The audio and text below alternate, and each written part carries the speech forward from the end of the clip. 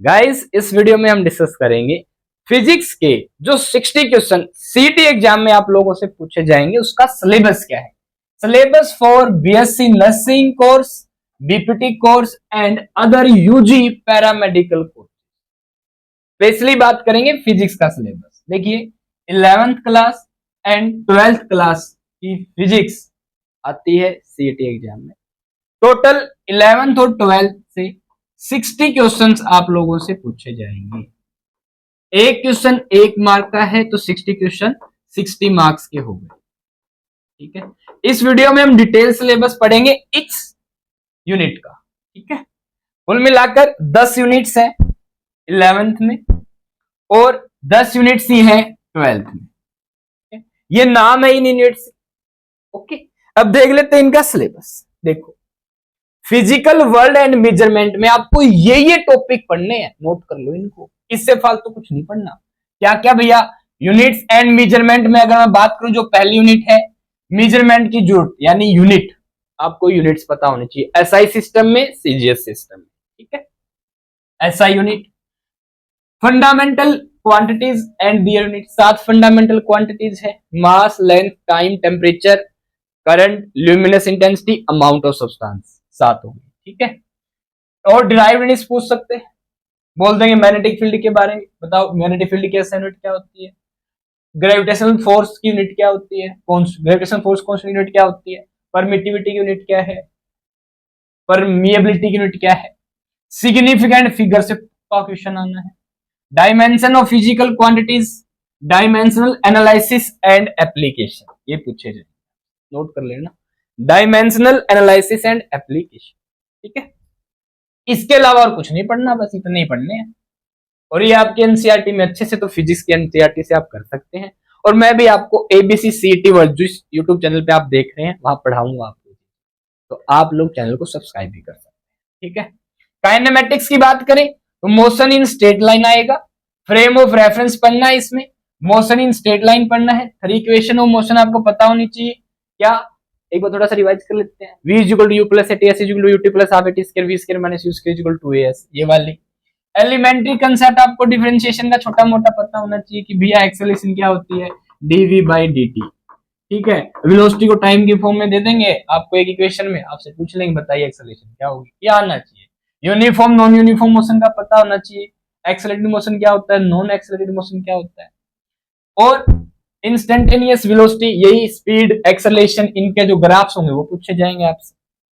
और relation for uniformly accelerated motion, graphical graphs देके आपसे अगेन पूछ लेंगे, इसमें बताइए वेलोसिटी कांस्टेंट है या एक्सेलरेशन।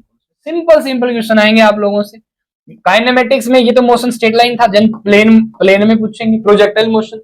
ठीक है, तीनों इक्वेशन जो स्ट्रेट लाइन की है वो आप ऐसे स्ट्रेट लाइन में लगा दो, ऐसे लगा दो और ऐसे लगा दो, 3 अलग अलग डायमेंशन में लगा दोगे, 2 डायमेंशन में लगा दो तो प्लेन बन जाएगा, 3 अलग अलग डायमेंशन में लगा दो तो क्या बन जाएगा, 3D मोशन, सिंपल स्पेस बन जाएगा वो। तीसरी यूनिट आपकी लाज ऑफ मोशन, तो ये वाले क्वेश्चन आएंगे आपसे। स्केलर क्वांटिटीज, वेक्टर क्वांटिटीज क्या होती है, वेक्टर्स और स्केलर की मल्टीप्लिकेशन, एडिशन, सब्सट्रैक्शन पूछेंगे आपसे। Motion in plane, projectile motion पूछेंगे सिंपल। लाज ऑफ मोशन में आपसे पूछेंगे इनर्शिया के concept, Newton first law of motion, second law of motion, momentum का कंसेप्ट आपसे पूछ लिया जाएगा। इक्विलिब्रियम ऑफ कॉन्करेंट फोर्सेस, किसी भी पॉइंट पे आपको किसी पार्टिकुलर एंगल पे दे देंगे, बताइए 60 डिग्री नेट फोर्स कितना होगा। Dynamics of uniform circular motion, centripetal force, example of circular motion पूछ लेंगे। बैंकिंग ऑफ रोड भी आपके सिलेबस में ये क्वेश्चन आएंगे भैया, यही क्वेश्चन आने हैं, बिल्कुल आसान क्वेश्चन आते हैं। तो आपको ये सिलेबस, इससे बाहर कुछ नहीं पढ़ना फिजिक्स में, नोट कर लो भाई। वर्क एनर्जी पावर की बात करेंगे, दी को ज्यादा दे नहीं रखा। वेरिएबल फोर्स और कांस्टेंट फोर्स से आपको वर्क निकाल देना है, काइनेटिक एनर्जी निकाल देनी है, वर्क एनर्जी थ्योरम लगा दोगे आप, क्या होती है, change in kinetic energy, work done होता है बाय कंजर्वेटिव फोर्स। पावर की यूनिट पूछ लेते हैं, आप बताइए 1 किलोवाट आवर में ये किसकी यूनिट है और सेकंड में वैल्यू क्या होगी इसकी। देन पोटेंशियल एनर्जी स्प्रिंग की पूछ लेंगे, कंजर्वेटिव फोर्स क्या होते हैं, नॉन कंजर्वेटिव फोर्स क्या होते हैं, इलास्टिक कोलिजन, इनइलास्टिक कोलिजन 1 और 2 डायमेंशन में, motion of system of particle, centre of mass, आपसे जो पैरेलल एक्सिस थ्योरम और परपेंडिकुलर एक्सिस थ्योरम है, सेंटर ऑफ मास अलग अलग ऑब्जेक्ट्स में कहां होता है, बताइए रिंग के लिए सेंटर ऑफ मास कहां होता है। ठीक है, इनका मोमेंट ऑफ इनर्शिया, साथ में रेडियस ऑफ जायरेशन पूछ सकते हैं। ग्रेविटेशन में Kepler's law of motion, Newton law of gravitation, acceleration due to gravity surface पे या हाइट पे डेप्थ पे कैसे वेरी करती है ये पूछ लेंगे।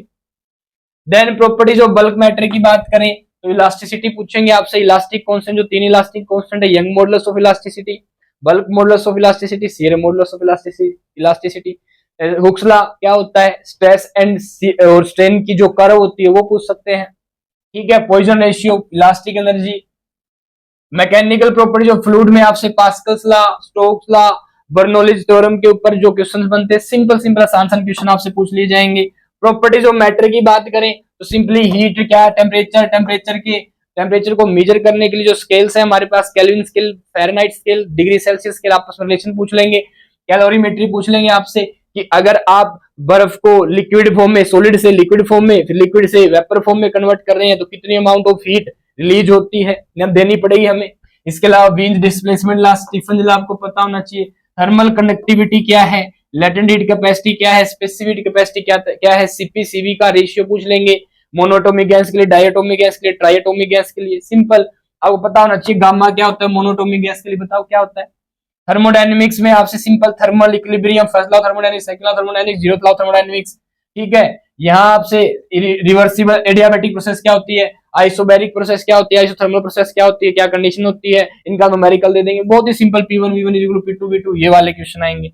बियर ऑफ गैसेज में केटीजी की बात करेंगे तो आपको पता होना चाहिए, अगेन वही सीपी सीवी, यही आपसे क्या पूछेंगे, गामा निकलवा लेंगे। डिग्री ऑफ फ्रीडम सबसे इंपॉर्टेंट कंसेप्ट रहता है, डिग्री ऑफ फ्रीडम, अलग अलग गैसेज का आपको पता होना चाहिए। मीन फ्री पाथ का सिंपल सा फॉर्मूला सीधा डायरेक्ट पूछ लेते हैं। और गाइज ये जो क्वेश्चंस हैं डायरेक्ट आपके एनसीईआरटी से आएंगे, एनसीईआरटी को पढ़ना और इसकी जो समरी और जो पॉइंट्स और टू पॉन्डर होते हैं और जो क्वेश्चंस हैं आपके सीईटी एग्जाम में लगभग एनसीईआरटी से भी कम लेवल के ही पूछे जाते हैं। समझ में आ रही है? तो जो एनसीईआरटी में ब्लैक हेडिंग्स में लिख रखा ना उसको याद कर लो। बच्चे और कहीं घूम रहे होते हैं, आप सिंपल एनसीईआरटी फोकस करके निकाल दो यार एग्जाम, कौन सी बड़ी बात है। ऐसा नीट में करना होता है पर ध्यान देते नहीं हो आप, पता नहीं क्या क्या पढ़ते हो। एनसीईआरटी फिजिक्स पढ़ें।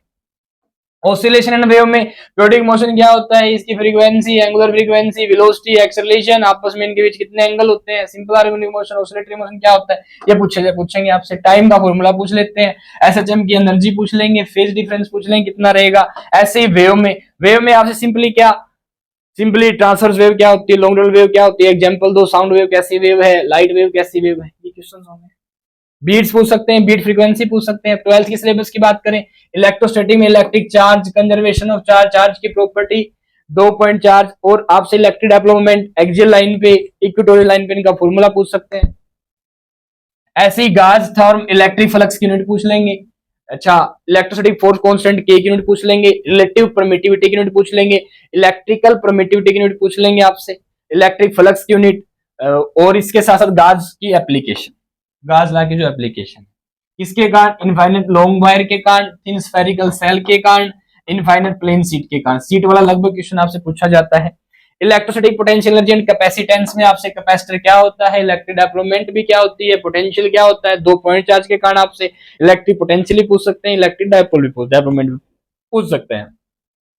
कैपेसिटर की बात करेंगे तो कैपेसिटर में आपके यहाँ कोई मटेरियल रख देंगे, डाइलेक्ट्रिक कांस्टेंट का आपको मीडियम रख देंगे, यहाँ पे बताना कैपेसिटर क्या हो, कैपेसिटेंस क्या होता है फॉर्मूला, C = ε0 क्या होता है, कमेंट करके बताएंगे, simple C = A ε0/d vacuum के लिए, ठीक है। किसी मीडियम में सिंपली A में d कर दो, कोई ना, ये डिस्कस कर लेंगे आप।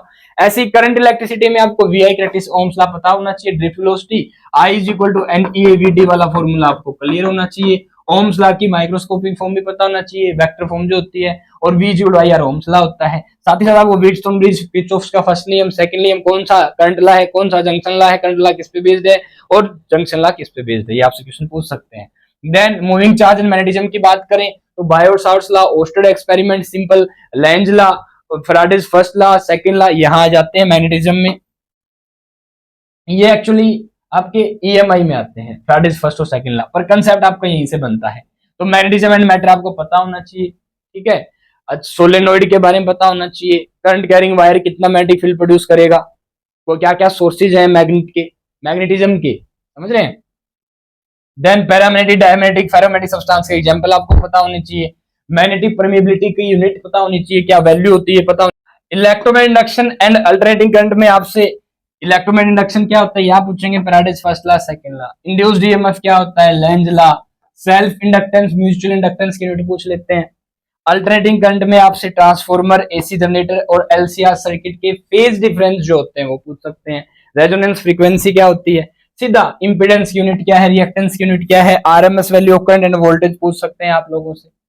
इलेक्ट्रोमैग्नेटिक वेव में डिस्प्लेसमेंट करंट का बेसिक आइडिया, डिस्प्लेसमेंट करंट क्या होता है।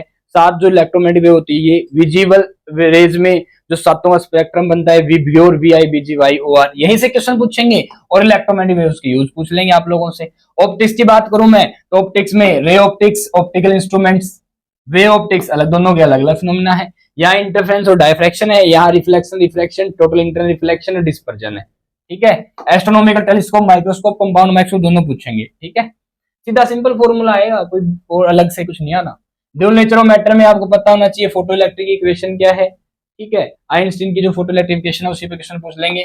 डी ब्रोगली वेवलेंथ आपको पता होना चाहिए क्या होती है, लैम्डा इक्वल टू एच अपन में पी, बस इस पी को चेंज करते रहो अलग अलग फॉर्मेट में। एटम एंड न्यूक्लियर में बोर मॉडल ऑफ एटम सबसे इंपॉर्टेंट है। ठीक है, जिसके 5 पोस्टुलेट होते हैं, 3 पोस्टुलेट है, 5 आप डायरेक्ट चीजें याद रखेंगे। प्रोपोर्शनलिटी, जैसे energy is directly proportional to किसके, Z square by N square के। Velocity is directly proportional to Z by N के। अच्छा, radius is directly proportional to N square by Z के। अच्छा, एटम एंड न्यूक्लियस, ऐसे nucleus में आपसे nuclear fusion mass energy relationship पूछ सकते हैं, मास डिफेक्ट पूछ सकते हैं, बिल्कुल। इलेक्ट्रॉनिक डिवाइसेस में आपसे सिंपल सर्किट पूछे जाएंगे, energy band in solid, PN junction.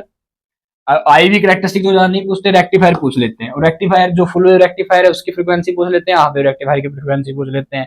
Communication system में अगर आप बात करेंगे तो simply block diagram, bandwidth, simple चीजें जो इलेक्ट्रोमैग्नेटिक वेव प्रोपेगेट होती हैं, जैसे ग्राउंड वेव प्रोपेगेशन में कितनी फ्रीक्वेंसी यूज करेंगे, स्काई वेव में कितनी यूज करेंगे, स्पेस वेव में कितनी यूज करेंगे, ये फ्रीक्वेंसी पूछ लेंगे। बस बेसिक आइडिया आपको पता होना चाहिए।